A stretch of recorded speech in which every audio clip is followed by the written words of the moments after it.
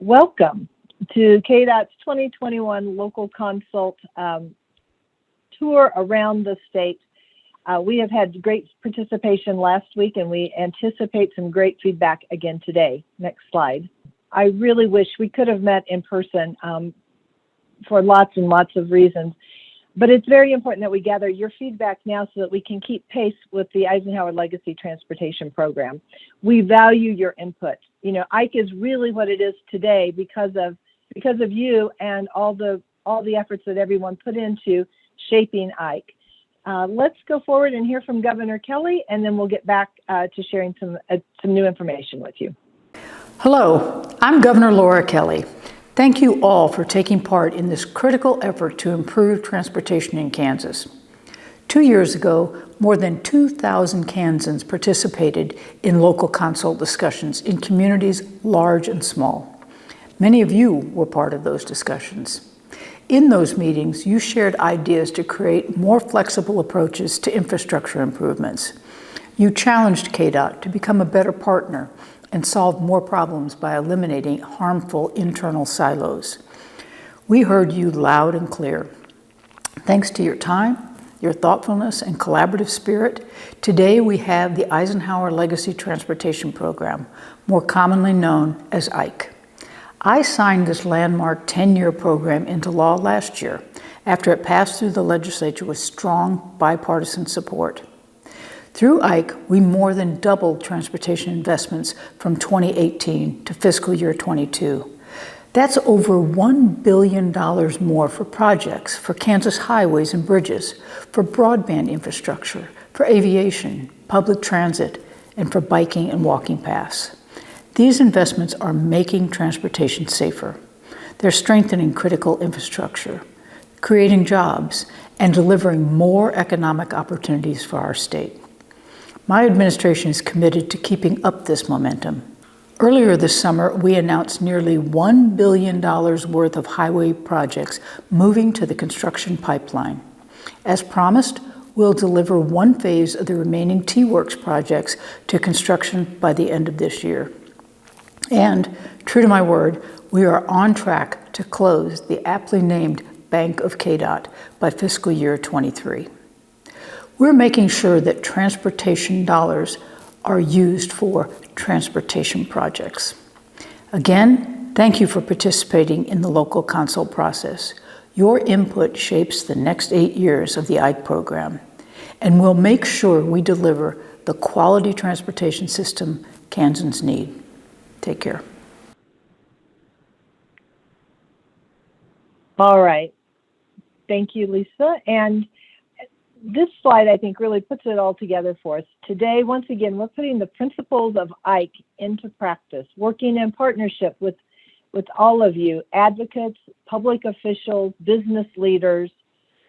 We're here today. We've got lots of good options to share with you so that we can work in partnership really to solve problems. Sometimes communities have problems around which transportation can help solve a part of the problem. Sometimes you have a transportation problem.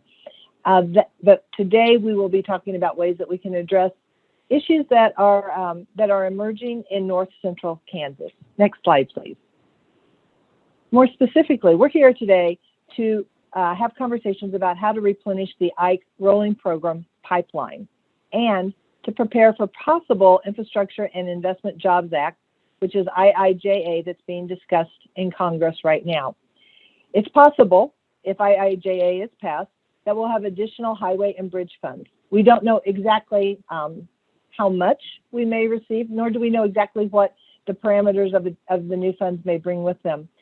But what we do know is that we're always in better shape if we're prepared and we have projects on the shelf. So today, your input is needed as we talk about highway expansion and modernization projects.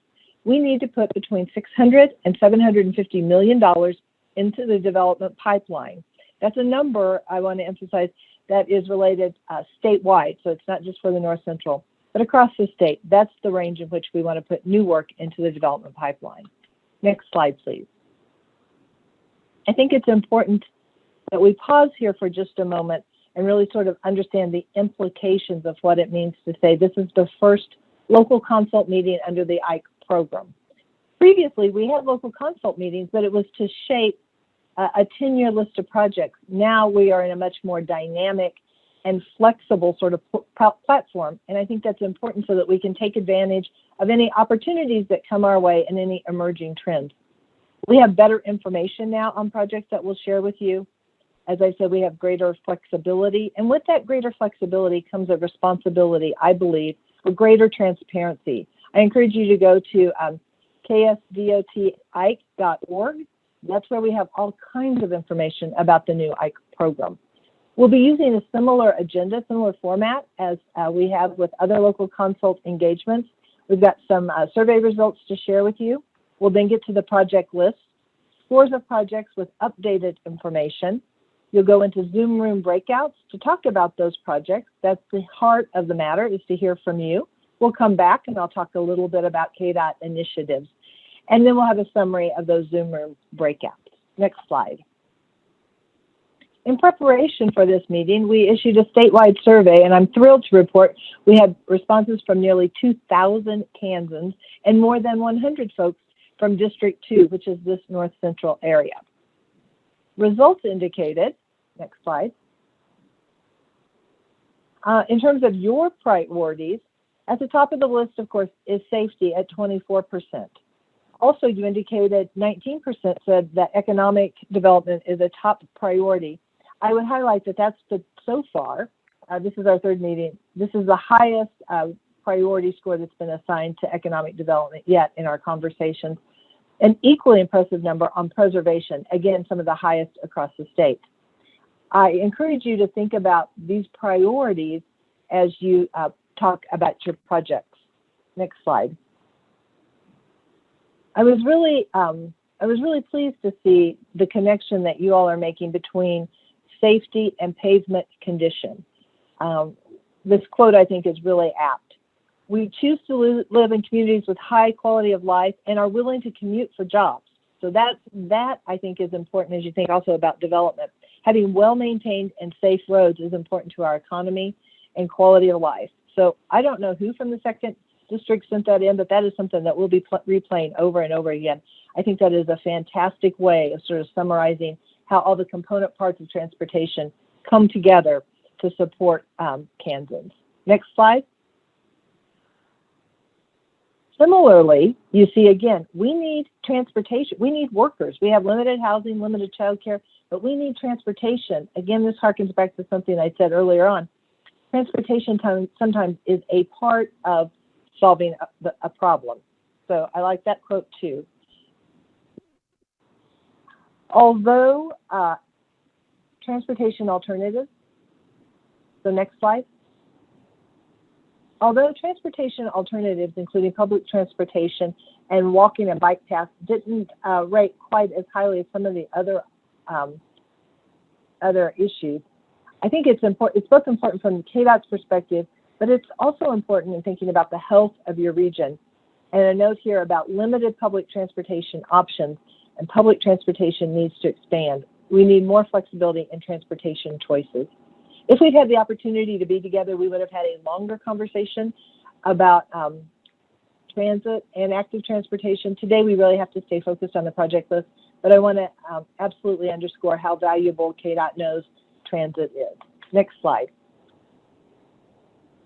Okay, as Governor Kelly mentioned, more than 2,000 Kansans weighed in to help put together the IKE program, and we're out again to have conversations. Next slide. So IKE is a $9.9 billion program over the next 10 years. It's designed to strengthen infrastructure and provide more economic growth opportunities. Next slide. The largest investment category is for preservation at $5 billion over 10 years, and rightfully so. Our state highway system is valued at more than $30 billion, so we need to make sure we're taking care of what is one of the state's most valuable assets. Today, in particular, we're here to talk about this $2.3 billion that's circled in red. That represents the investment that we intend to make on behalf of modernization and expansion projects. Next slide. For some context, it's important to understand in District 2 that we have made a commitment to a minimum investment, and I want to underscore the word minimum, of $70 million for modernization and expansion projects. When you look down that left column, you see that we've guaranteed, or we are headed toward a minimum investment, and the number there is $1.1 billion. But I just said we're going to invest $2.3. So that difference between 2.3 and 1.1 is the flexibility around which I was talking. That allows us to identify projects that we haven't identified yet that will serve Kansans well into the future. So that's why we're here today, is to identify what else needs to go into development. Already committed for the North Central District, one construction project at $4 million, and development, we put 3 projects into the development pipeline at $37 million for a total of $41 million. You see, we still have a ways to go from the $41 million that's under development or construction to get to the $70 million. I would also be quick to point out we are finishing up several T-Works projects in this area as well. Okay, next slide. So in terms of where we are, as I talk about these construction pipelines, last year, I'm pleased to say that in May 2020, we announced $1.6 billion would be going into the development pipeline. This summer, we announced the $776 million, about $776 million, would be going into the construction pipeline. The difference of those two numbers is about $825 million that remain in the development pipeline. As I've already said, the purpose of today's meeting is to help us understand your priorities so we can move forward with putting between $600 and $750 million into the development pipeline. Okay, next slide. Okay, so in terms of the development pipeline, what that means is that's work around which we'll start some engineering, some right-of-way, clearing, environmental sorts of work, so that it's ready to go into construction as we have dollars available for construction. So we're able to better meter our work. In terms of how to get money into how to get projects into the development pipeline, it really goes right back to those IKE principles. First, partnership. We're going to come out and talk with people more often. In fact, it's in legislation, and I applaud that legislation. Every 2 years, we'll hold local consult meetings. More options. That is at the heart of flexibility. We're bringing new projects to every district, including District 2, and more project scopes as we have better on-ground information for discussion.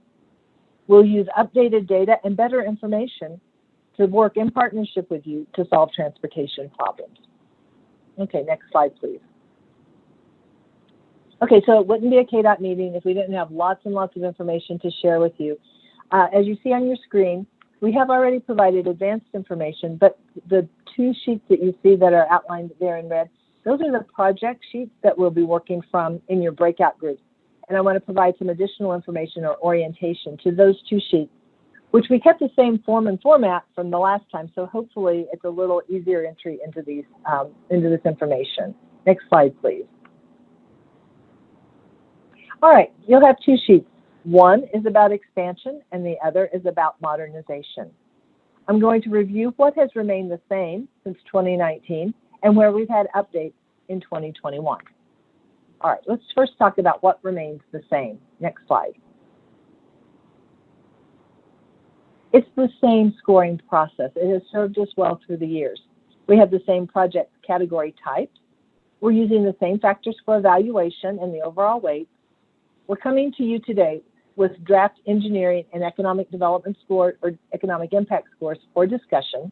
And we want to hear from you. We want your input so that we can use that to inform regional priority scores.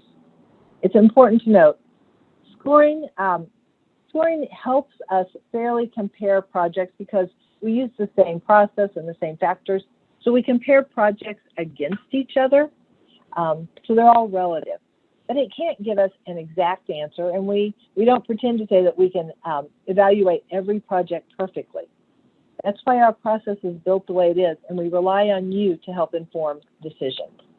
Next slide. So I said we're using the same project types, factors, and overall weight. In the Preservation and Preservation Plus category, we rely 100% on engineering data. So we're not really talking about those projects today. And remember, I said that's where the biggest spend, the $5 billion, goes. We have a category called modernization. That's for the existing highway system where we'll add shoulders, flatten hills, straighten curves. So we're making modifications to what's already there. In that case, we look at engineering data and we weight it 80%, and we weight local input at 20%.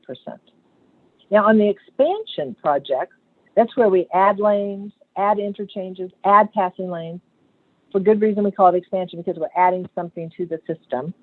We use the same factors there with different weights, 50% on engineering, 25% on local input, and 25% on economic analysis.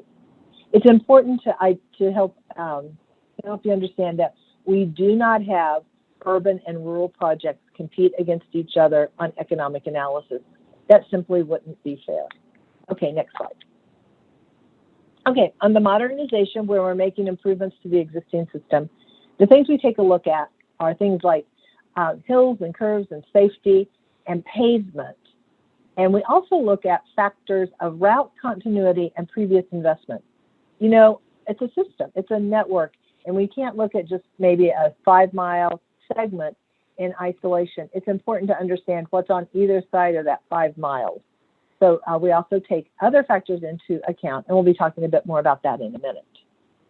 On the expansion side, we look at, because we're adding to, right? So we don't have something to evaluate against. We look at projected congestion as well as current congestion, truck traffic, and safety. On the economic factors, we look at gross regional product and traveler benefit against cost. And we still look at, as we should, route continuity as well as previous investment.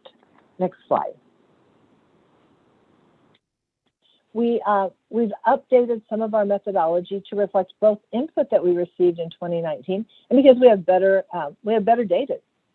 So the first thing I would point out is that we now consider crash rate and crash frequency.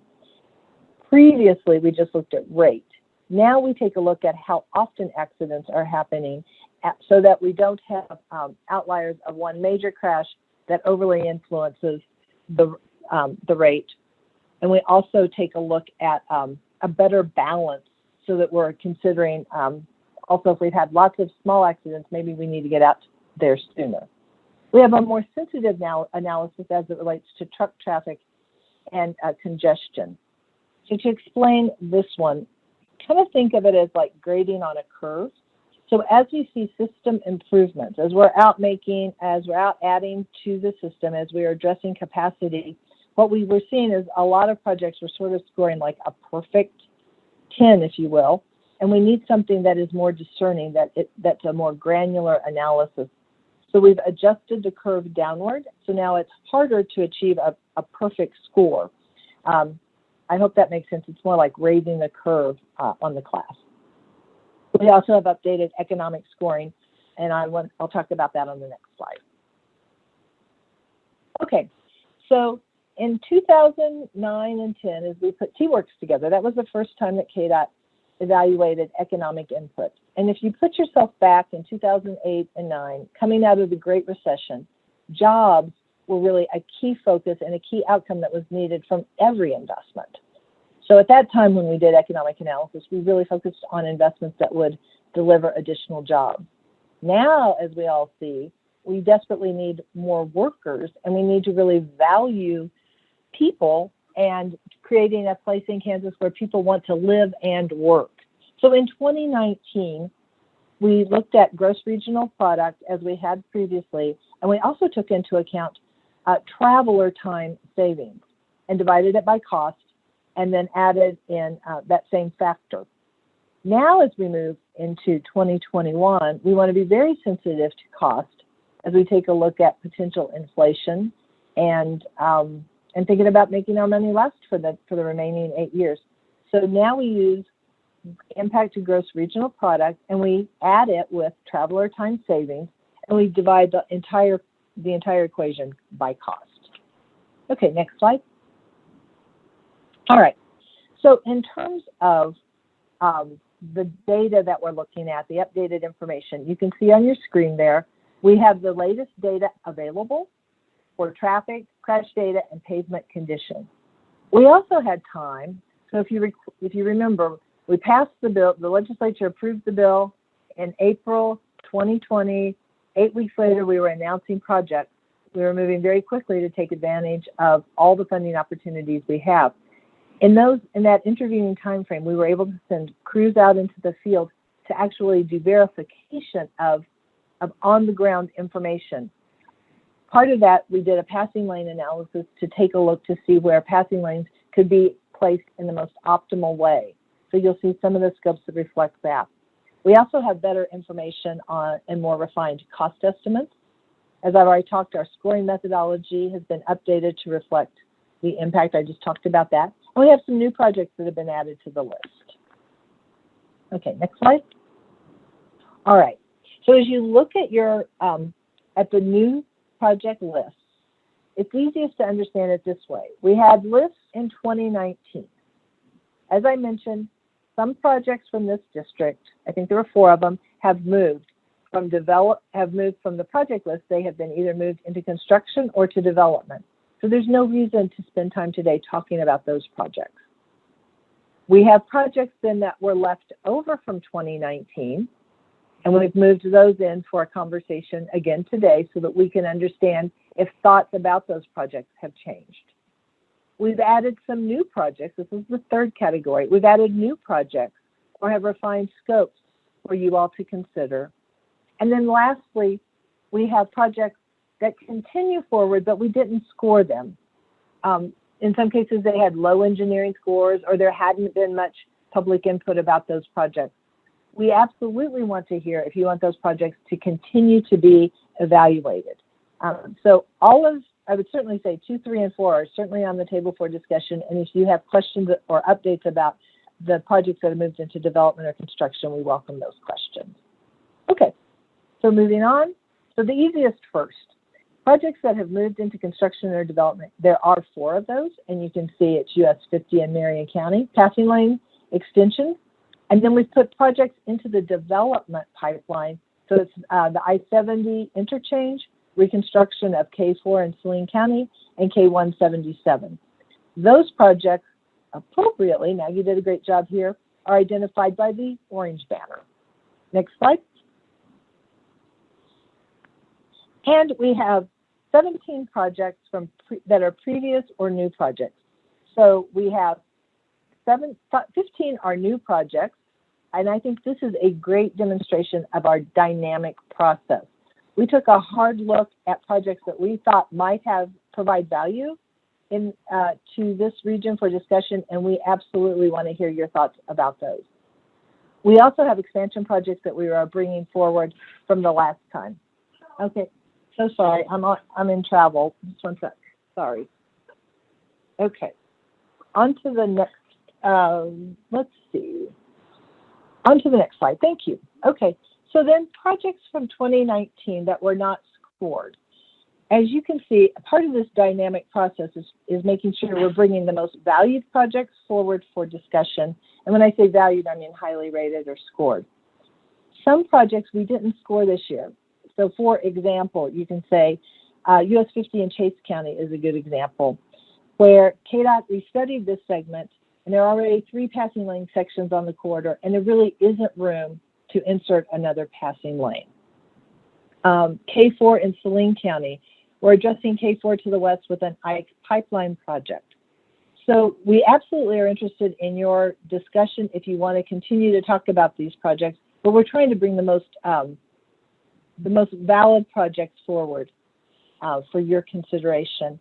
And there's a bit of a story to tell about this approach. And I learned it at a conference a couple of years ago when PennDOT, Pennsylvania DOT, talked about lessons learned from a previous program. And they were like, you know, money matters. And I thought, well, yes it does. And they have a rolling program, and they carried projects for up to 20 years. And so their project list got so big and the costs were so great that they then at some point sort of had to draw the line and say, all right, we're going back to square one. And I don't want our process to be like that. I want to be bringing projects forward for discussion that are fresh and that are reasonable, and we absolutely want to hear your thoughts about that. So in summary, next slide. We have moved 4 projects into the development or construction pipeline. We have 15 new projects that have been added based on the priority formula or district feedback, and 11 projects were not scored this year. All right, next slide. This is one of my favorite ones. Scoring doesn't equal programming because no formula or score is perfect. And so what I mean by that is it's like building a team. It's like building a football team and you have a salary cap, for example. So if you had $10, maybe you could buy one project for $10 and it's the highest rated project and it's the perfect one.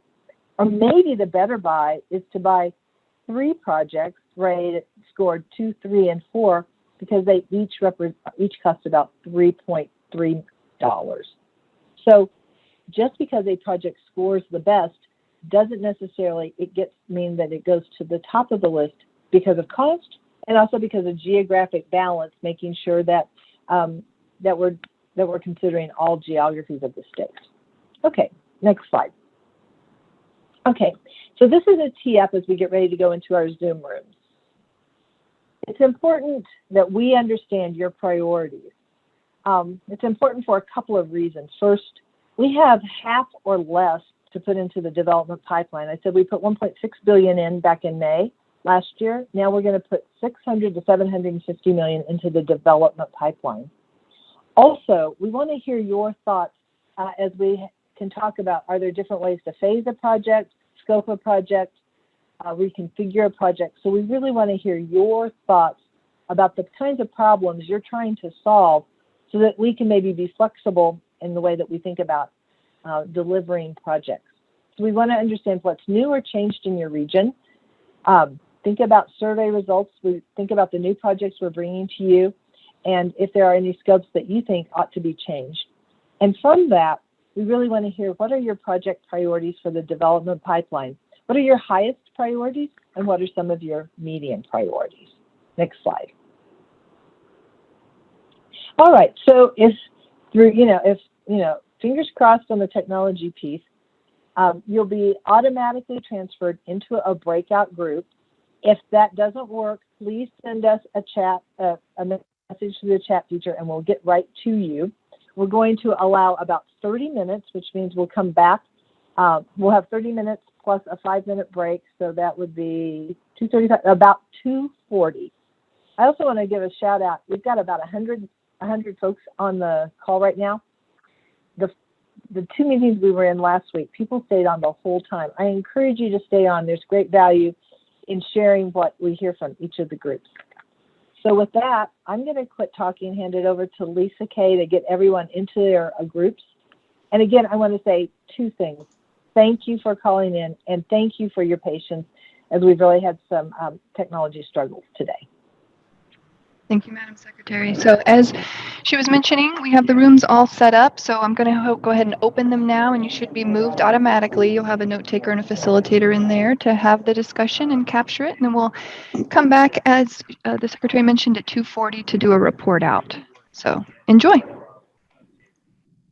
All right, let's advance on to the next slide. And we have a couple of KDOT initiatives to share, and then we will have the report out from the Zoom rooms. The first thing I want to acknowledge is, and thank sincerely, the KDOT team, along with our partners on the consulting engineering side, as well as contractor. All new programs under IKE were underway in 2021, which is just a fantastic accomplishment given COVID. From standing up the cost share program, a new program in 92 working days, to expansion of broadband to a new driver's ed program. I couldn't be happier or more thankful for the KDOT team. Next slide. I'd also like to talk a little bit about some changes on the federal landscape and the work that we're pursuing to make sure that we're able to create growth opportunities within Kansas. Think about the long-time infrastructure priorities that we've had here, and to seek some additional federal funds, and frankly, how we sort of talk about our projects in Kansas and find the sweet spot to be able to deliver improvements and long-term economic opportunity. Next slide. One of the things that's being talked a lot about at the national level is is equity. And what I'm talking about when I talk about equity at the national level is I also point to not just racial equity as important, also the importance of rural equity. When you look at outcomes on the rural side, health and education and income, we need to make sure that we're thinking about equity in really broad terms. And so this is a good map that shows where we have sort of disparate outcomes as it relates to health. And so I'm certainly talking about the importance of rural equity when I get together in national meetings. Next slide. Another thing to be aware of is that transportation is the largest contributor of greenhouse gas emissions. So we need to think about what that means for both our sector and for funding of transportation. Likewise, ag is a contributor of greenhouse gases, and when you put those together at the national level, ag and transportation in the U.S. account for 38% of greenhouse gases, but in Kansas, it's 53% of greenhouse gases. So thinking about what that means and how we talk about our projects and seek additional federal funds is something for us to take into account. Okay, next slide.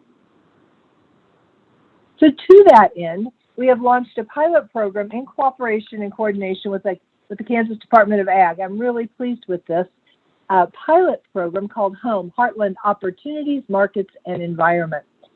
So under the Preservation Plus program, excuse me, where we're going out and when we do preservation work, we go ahead and open a trench. Sometimes we run fiber if we know that in the future we're going to need infrastructure to be able to talk to vehicles, and we're running this along our priority freight corridors. Or sometimes we invite the private sector in, and we take care of the mobilization costs and lease that space on a case-by-case basis. In no way are we competing with the private sector. We're just trying to enable greater broadband across the state more cost-effectively. And quite frankly, I think this is just a super practical approach.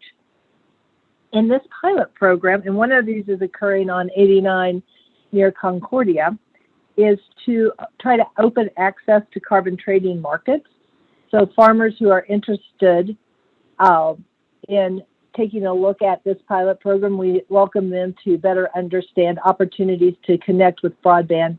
Broadband is needed so you can run the data analytics and tap into various platforms. Truterra's, for example, is Land of Lakes platform for being able to prove that you're doing some carbon sequestration. So this is a unique project going on in Kansas, and we are certainly interested in sharing more information with those folks who are interested in it.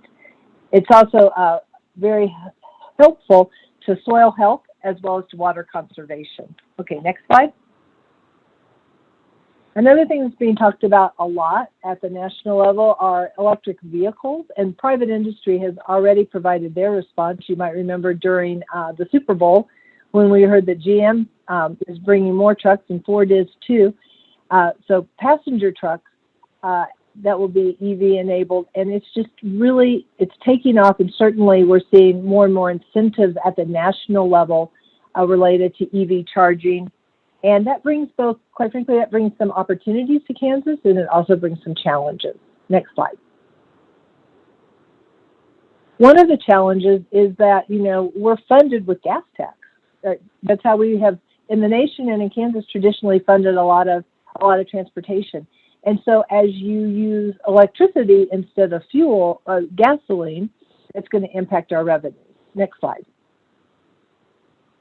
And in fact, this is one of the most concerning slides in the deck, because currently, when you look at gas taxes combined at the federal and state level, it's about 41% of our revenue.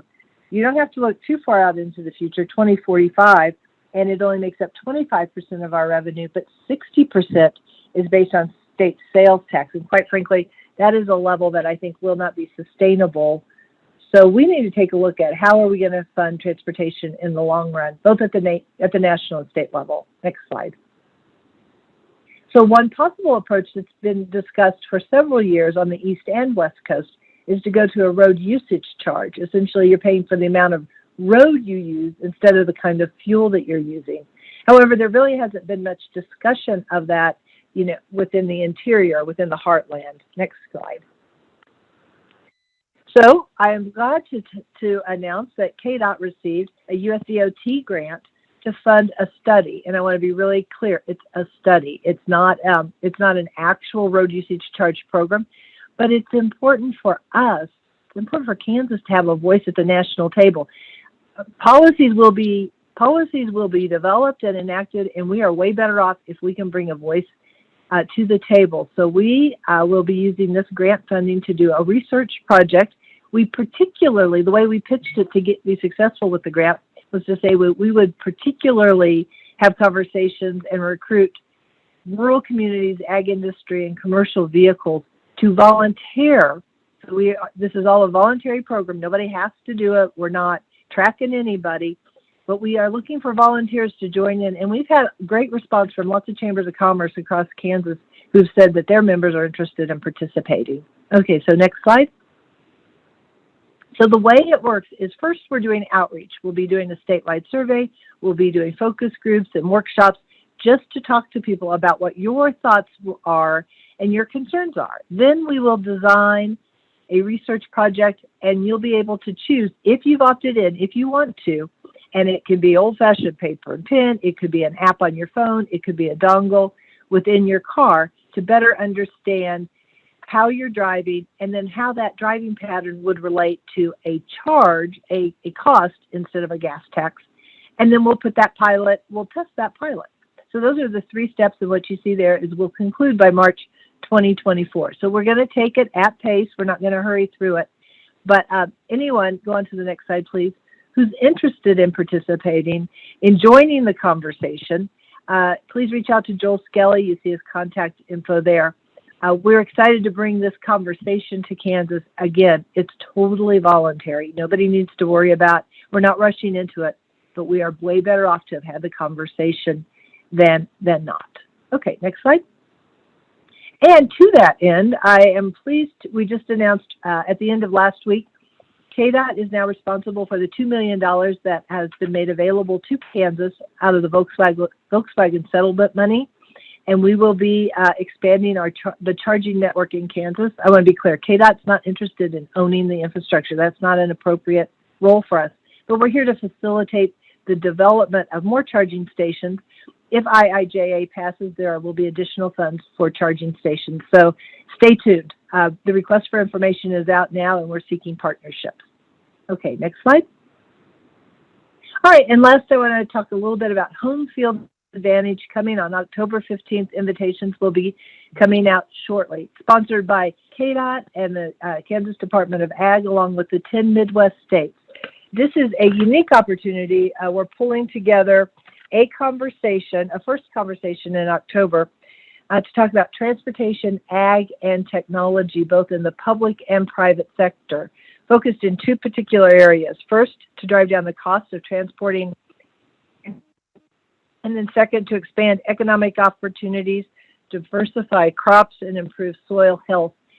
This home pilot that I talked about, it's really a unique thing that's going on. It's in the nation, in Kansas, and we'll be sharing it with other states and starting an initial conversation about how we can better work together and leverage opportunities at the national scale across our 10 states, the 10 central states.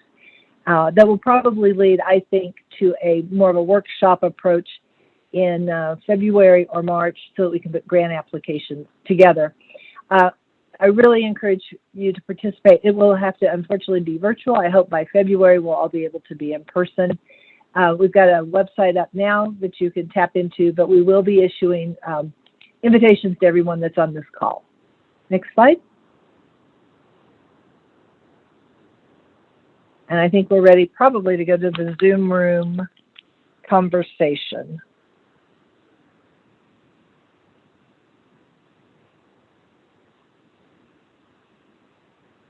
All right, great. Okay, excellent. We're going to start with the expansion projects.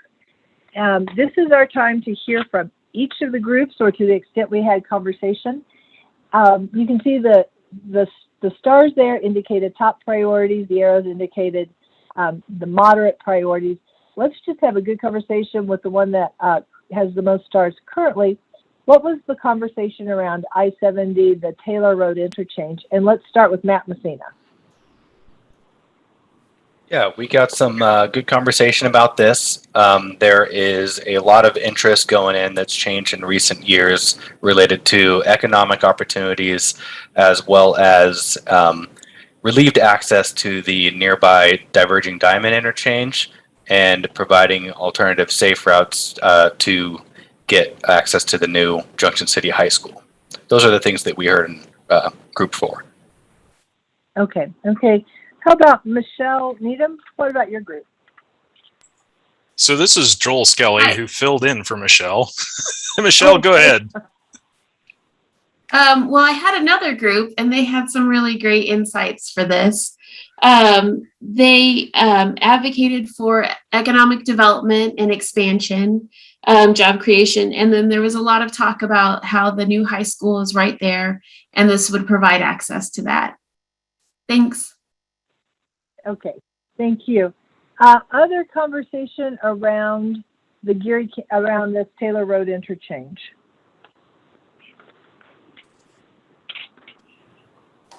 Any other facilitators want to hop in?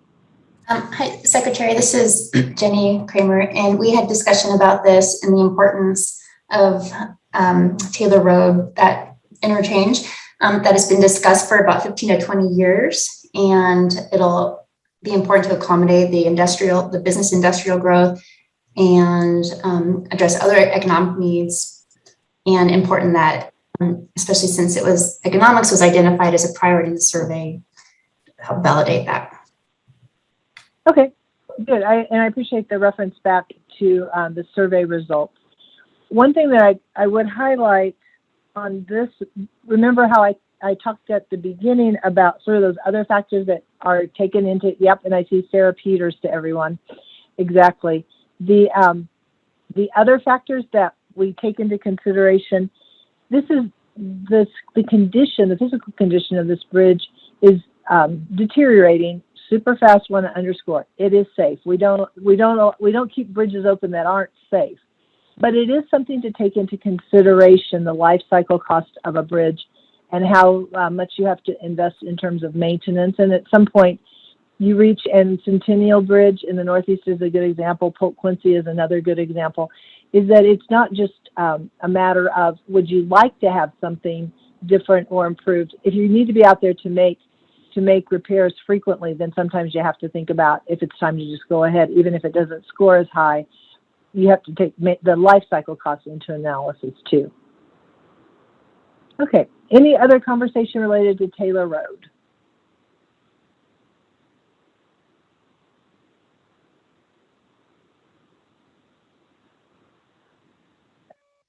On to the next one, which would be the Lindsborg. It received 2 stars and 2 arrows. Conversation around Lindsborg interchange. Secretary? Yes. Hey, it's Mike Moriarty. So we had a good conversation in our group about the Wells Fargo project. So this is a project that will provide access to Lindsborg, which currently does not have direct access to I-135.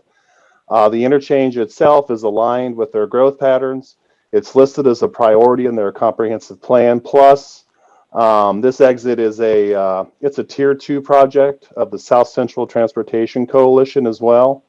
Another key point that was raised during our conversation, Lindsborg is actually halfway between McPherson and Salina, and Lindsborg is a community for the regional workforces as well. So they really see a lot of positive checks for this this interchange.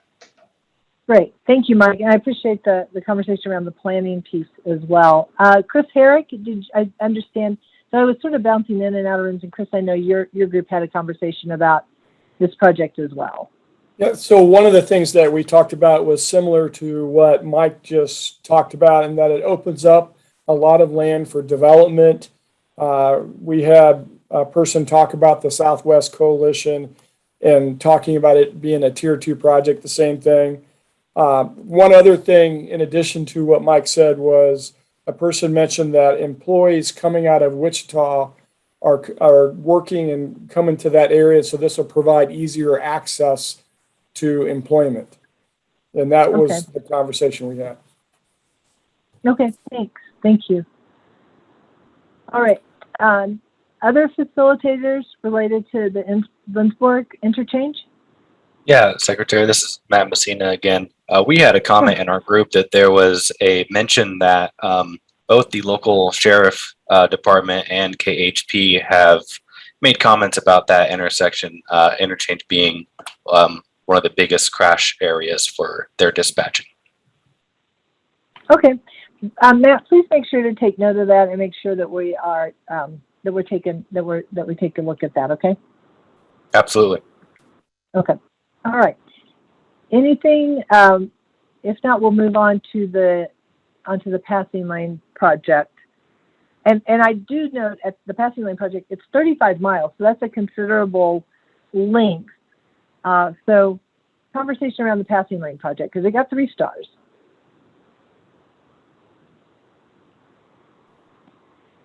Secretary, this is Rachel. We had discussion in our group about this being a safety issue because of the large farming equipment that moves through this area. Okay. Rachel, I appreciate that. And I know that on some of these modernization projects as well, that that seems to have been a fairly common theme, both on the expansion and the modernization side. Does anyone else want to speak to the passing lanes on US 56 before we bounce over to modernization?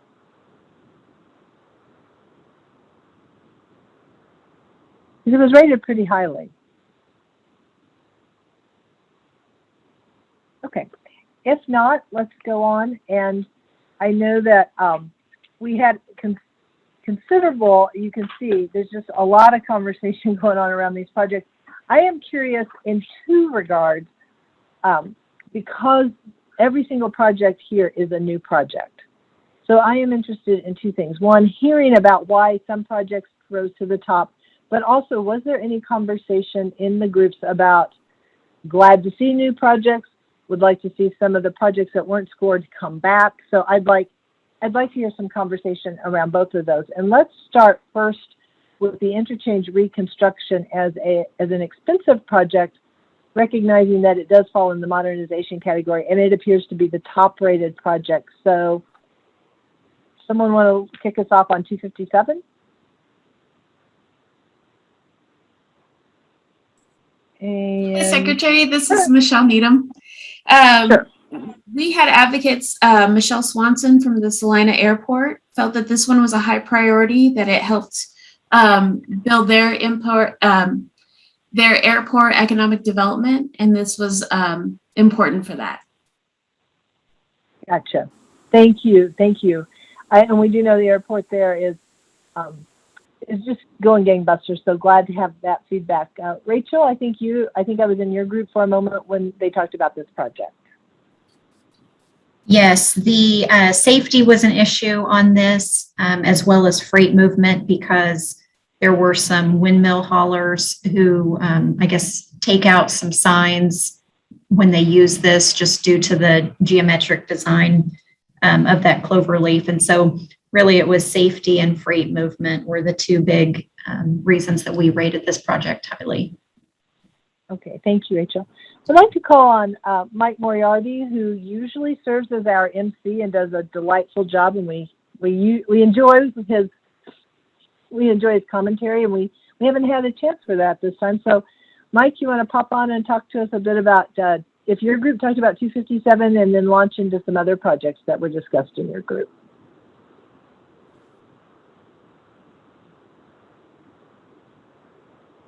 And now he's gotten shy. That's so unusual for Mike Moriarty. Hang on, I was on mute. I was saying really smart things too. Darn it! I'm sorry we missed that part.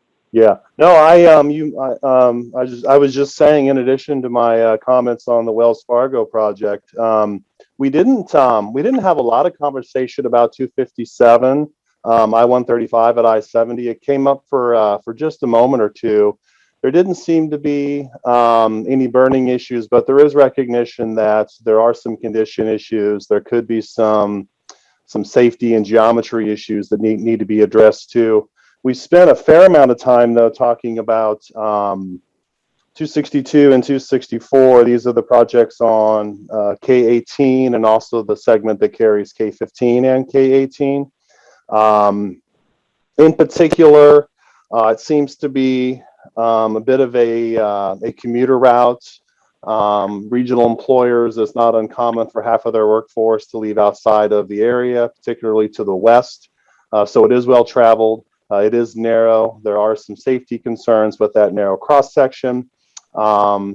Most everybody in our group, comments were made about the frequency of deer hits and deer misses, right? Those near misses, and not having the shoulders makes it difficult to maneuver if you need to miss, those deer hits or any kind of a collision for that matter. So those are some of the things that we talked about. Not only 262 and 264, which is K15, but a similar conversation on the K14 corridor as well, with relation to those shoulder projects. Okay, good.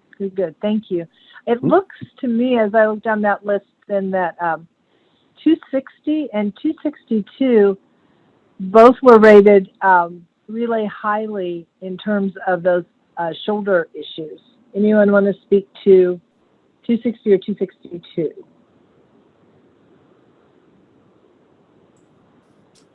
Madam Secretary, this is Joel Skelly. We did hear from a representative in Lincoln County that definitely would, I think, support what Mike had just said, in the fact that the shoulders or lack of shoulders there cause actually some pretty serious crashes when people do end up off of the road in possibly a near miss, and end up with a relatively severe crash actually happening, even if they're trying to avoid something else, just because there is no real room for maneuvering or correction. Madam Secretary, this is Chris. We didn't just talk about 260 specifically, but we put the whole K14 corridor together.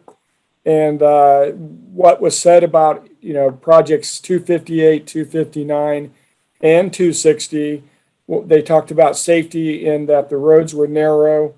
They needed shoulders, larger shoulders. It's a windy road. And during harvest, there's oversized loads that drive on K14. Yes. Well, I think it's coming through loud and clear that shoulders are a concern, and I think they're a concern related to both to safety and to the movement of, economic vitality. When you think about ag loads and windmills, I heard Rachel talk about windmills, so I think all of that makes good sense. Was there any conversation about projects, either the number of new projects that emerged or anything related to like projects that weren't scored?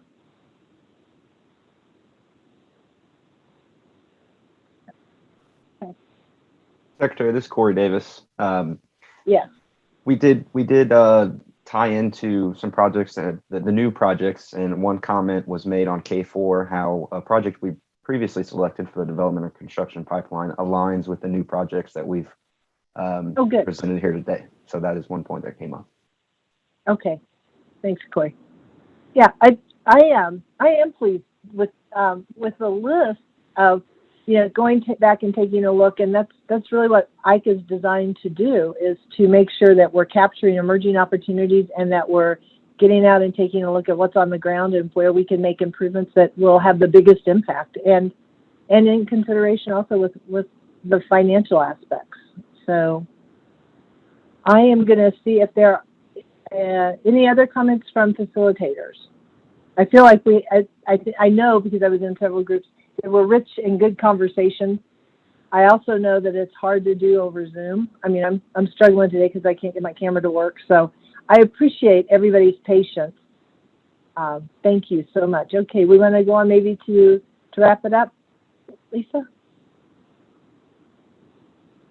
All right, so for those of you who thought this was a riveting episode of Local Consult, feel free, you can go back and listen to it at your leisure, or if someone wasn't able to participate today, encourage them. We have all of the sessions on demand, or if you're curious to see what other regions talked about, they're available. All of these are available. That you can go to ks.ike and get to the local consult recordings. Okay, next slide. All right, there will be a very short post-meeting survey. You can help us make these sessions better, although I hope that we're back out in person really soon. I want to say thank you so much. Your input today is incredibly valuable and will help us make better decisions as we move projects from these project lists into development, and so that the most important thing is so that they're helping Kansans. We do mean this seriously. You speak and we listen, and together we work. So with that, I want to say thank you. Be safe as you travel around, and we will have an announcement on project development before the end of this year. Thanks so much, everybody. Stay safe. Bye-bye.